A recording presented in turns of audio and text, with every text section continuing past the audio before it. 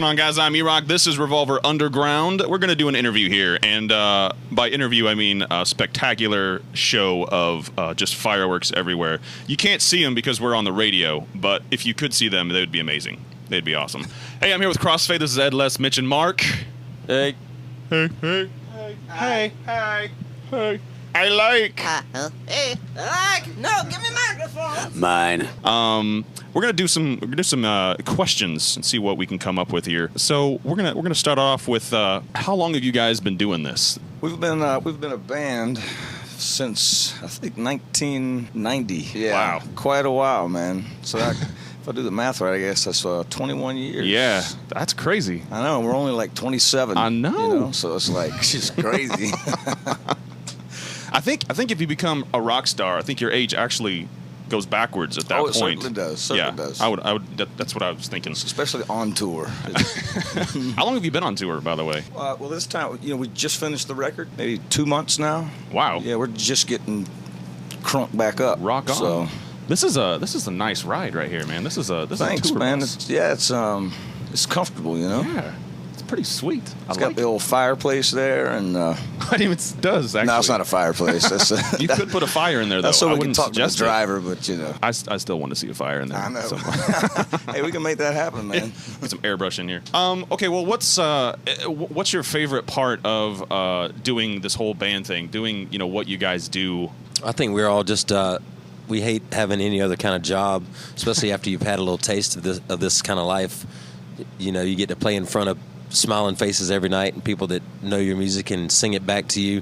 It's hard to find a more thrilling thing than that. And just to be able to travel and hang out with a bunch of sweaty dudes on a bus and not see your mom or your girlfriend, that's awesome too. No, I'm just kidding. We're just glad to be out on the road and doing what we love and doing what we've created and enjoying it and letting other people hear it. In this economy now, we've seen ups and downs, and the recession's over, the recession's not over, it's over, now it's over, now it's not over, blah, blah, blah. What are some things that you guys have noticed because of this? What are maybe some things you've had to cut or just not do at all?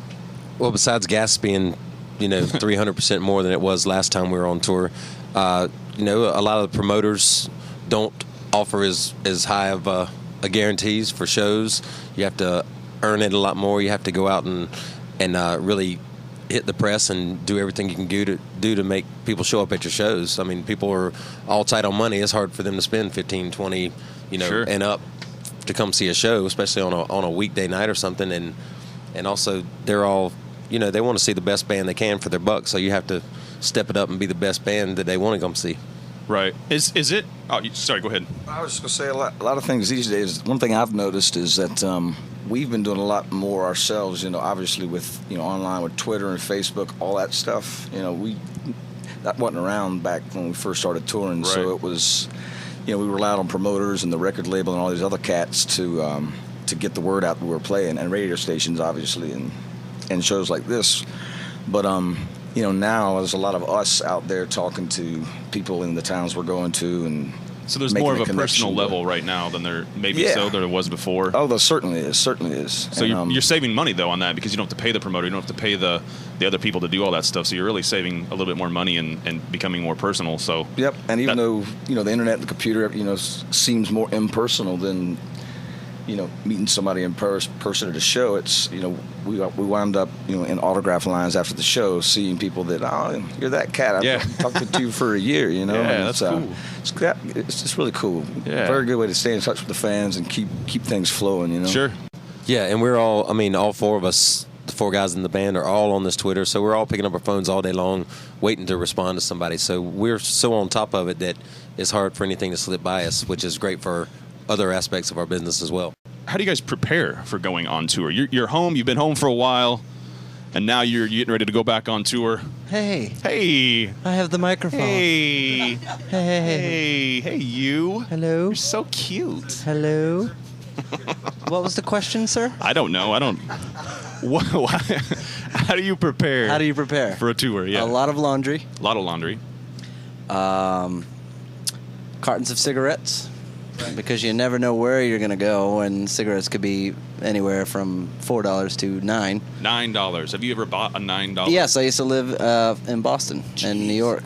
So $9. They don't like smokers, do they? no, I guess not. but I like money. Well, yeah, that's true. Lots of practice, lots of things like putting your visual show together, like Les had to do for 2 days straight because our computer crashed. 3 days. 3 days straight. So I would go to sleep listening to the first 15 seconds of a song, and I'd wake up 4 hours later hearing the last 15 seconds of the song because he kept playing it over and over and over again. Oh man. It's Wow. just, you gotta put everything that you need in a bag and hope that you didn't forget anything. How often do you guys get to wash your clothes and do all that fun stuff? I look for laundromats about every week and a half. Yeah. I gotta clean my show clothes. It smells like an old kitty litter box after a while. Awesome. As opposed to like a new kitty litter box, which I don't think Yeah, smells that great anyway. A new kitty litter box, not so bad. But an old But when kitty you litter box. when you're playing like third song in, when everything gets real heated up and you start smelling a kitty litter box, it's never good. Have you ever gagged? You're like, I know it's bad. oh, yeah, I bet. I bet. A lot of preparation. Financially, though, how? I told you guys not to let me have this mic. They know not to This let me is have why. the microphone. Everything can be edited, and by edited, I mean it's- I'm not going to do it's it at all. preparation H. Is that really a bad?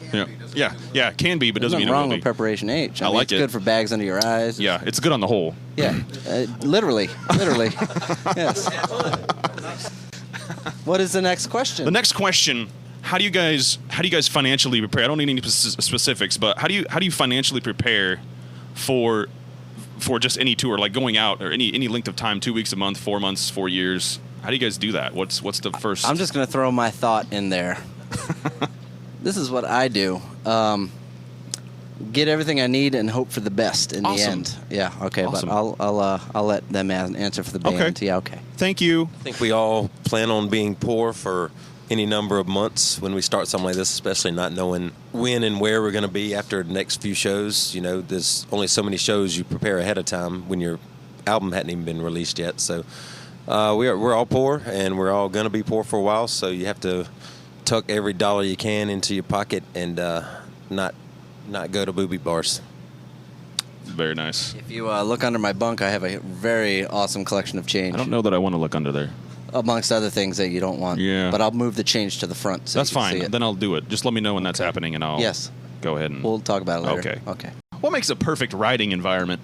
Darkness, a lot of cigarettes, alcohol, Vicodin. I didn't say that. That was somebody else. Mark.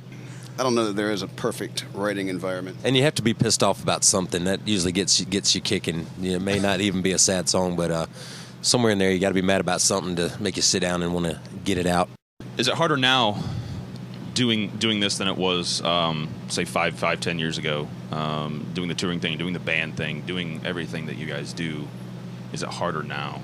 I would definitely say so, yes. You know, because back in the day when we first got signed to Columbia Records, you know, that was, you know, at that time, you know, it was considered a major record deal for us, of course. Yeah. And we had their full backing support for our first 3 singles, and, you know, anything that we wanted was, you know, they would provide. And now it's more on our shoulders. I mean, we have a great label now, 11-7 Records. They're doing a great job, but you know, we could tell the difference, you know, in what we have to do as a band. Sure. And so yes, it's definitely a lot harder and a lot different now in that respect, you know, on the business side. Sorry, I didn't mean to interrupt you. How'd you find, or did the label find you, or did you find the label? How did that work out? The new label? Yeah. We've been writing and just, you know, off of Columbia for about a year, and 11-7 contacted our management at that time and asked if we wanted to do a deal with them. At that time, we didn't have a record ready, so we said, you know, we got to wait till we get the record ready, and then we're gonna have to shop it around to other labels, see what happens. And they just kind of kept up with us for the next year or two after that. While we finished the record, and then they heard it and liked it and got us. I mean, they were persistent. You know, they called us, 4 times a year to figure out if we were done and that kind of thing. So, Rock on. yeah, so it's really good to have, a label that's kind of looking at you and wanting to capture you instead Sure. of going out there and beating the streets trying to Sure. find a record deal, that's what we did before and didn't want to do that again. Right. So. Absolutely. I guess what have you, being from coming from Columbia Records to 11/7 Music, what have you learned in between there and what's going on with life in general? I guess. What have you learned from there? From the label's point of view? Yeah, like where you are on this huge label, and now you're on not that they're not a big label, but 11/7 Music. What in between there, that big gap? How did you deal with that? What was the process, I guess, going on? I think with Columbia, especially towards the end, they were so busy with the restructuring of labels and the way people were getting fired left and right. Nobody wanted to take chances anymore. So we missed out on a lot of opportunities because everybody's head was on the chopping block. So nobody wanted to stick their neck out and try to do something innovative or whatever. So, with this new label, I think because of the way they do things, it's a lot more, like Ed said before, it's a lot more us being hands-on and them just being the backing for us. So from going from a huge label to a smaller label was not a step backwards for us, I don't think. Okay, so you've decided that this is something that you guys want to do for the rest of your lives. Has there ever been a time, though, that's come up that you said, I don't know about this. I don't know if I want to do this. Ooh, me again. Me again. Huh. When I almost died. Oh, this is gonna be Yeah. See, we were on a long trip, good. Uh-huh. and everybody was sleeping, including the driver. And we rolled over Which 4 is times. awesome. Wow. It was not awesome. No. Usually I would say, that's awesome. Not awesome. Not so much. I went home with a whole bunch of put together pieces and stuff like that. My best friend got all torn up. And I was like, I don't know if I really want to do that again. And then a week later, I was back on tour. But other than that, for that split second, yes, I did not want to do it again. And I still freak out. Les will open his curtain and look at me. You doing all right, dude? Because I'll be sitting and you'll hear the rumble strip. Yes. And I could be in a dead sleep. I'll wake up like, oh, come on. Come on. Because We're gonna die. that's the last thing I heard right before we flipped. Right. So I don't Right. like that noise. So Yeah, I wouldn't either. I don't anybody think. comes up to me and does that in my ear, I might freak out. Yeah. No. Wow. Okay, I should pass So- the mic. No counseling then? Just Shouldn't let me hold this thing. toughen it out? A lot of Percocet. But anyway, that's I was on a lot of drugs at that time Nice. in my life. Yeah. Canada doesn't care, really. Yeah, I Turns heard out. Do you double hand this? Is this You can, but only if the mic cord is coming off. Hello. If the mic cord's coming off, you just look ridiculous. Okay. Yeah, I gotta go. Okay. Hold on a minute. Okay. What are your creative influences? Who do you guys listen to? I would say Danny Elfman, Frank Zappa, Mike Patton, Tool, Radiohead, Muse, a lot of film music for myself. Rock on.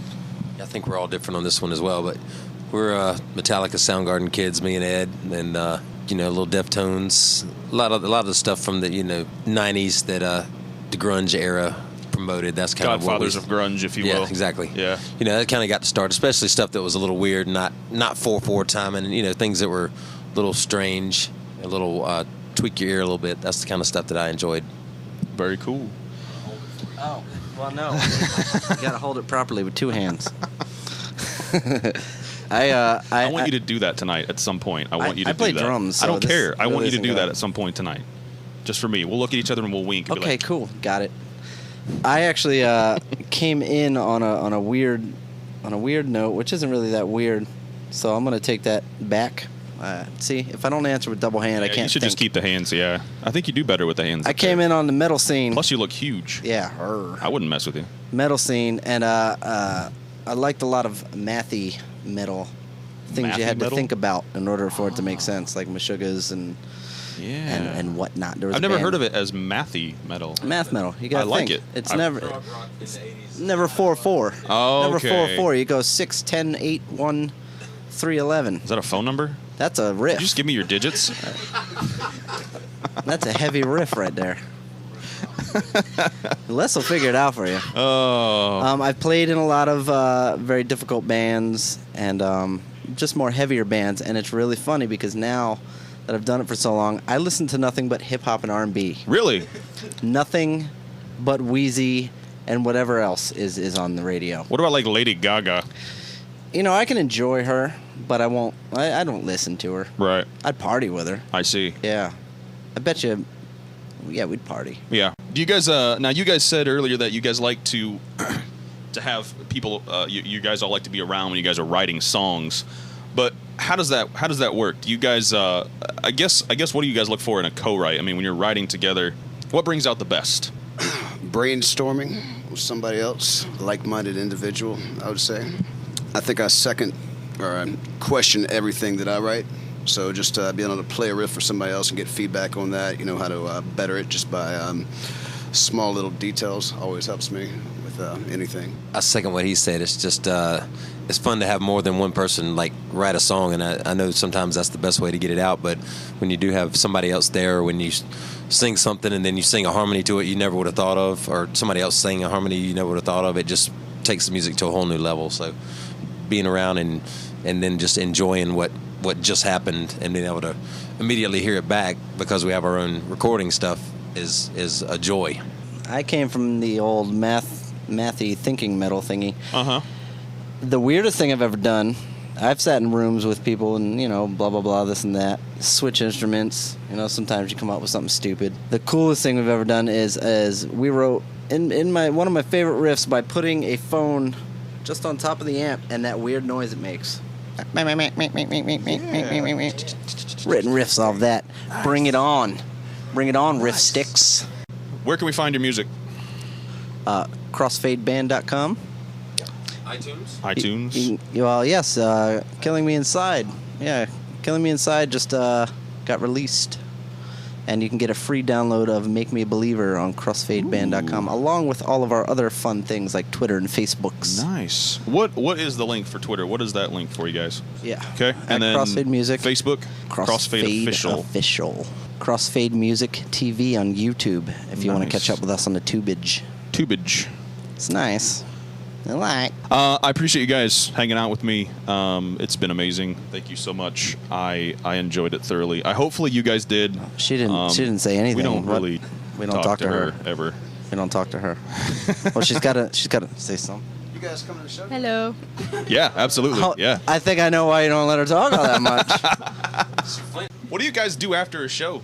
After show rituals, Yeah.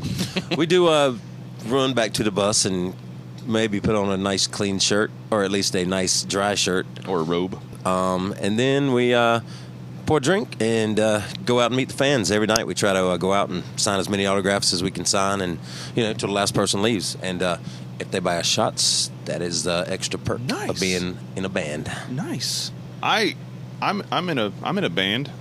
Shots? Anyone? No? Okay. Fair enough. That's fine. That's cool. We'll see. I'm okay with that. Anyway, yeah, guys, thank you so much for hanging out, letting me hang out. You guys, this is where you live. I'm in here invading your space, but I appreciate that. Find Crossfade at crossfadeband.com. Or there's a download. What'd you say about the download? Say one more time about that download on. Yeah, the last song on the new record, which is coming out June 21st, is called Make Me a Believer. It's a 10-minute epic song, lots of different changes, lots of different moods, and it's for free. If you go online, you can go on crossfadeband.com and you can download it for free, and you can also hear Killing Me Inside, the new single, and see the video for it. Fantastic. Among many other things you can do to your computer. Awkward. Okay. What? He brought that up. Okay. Well, we won't go into that right now. Maybe that'll be the after show interview.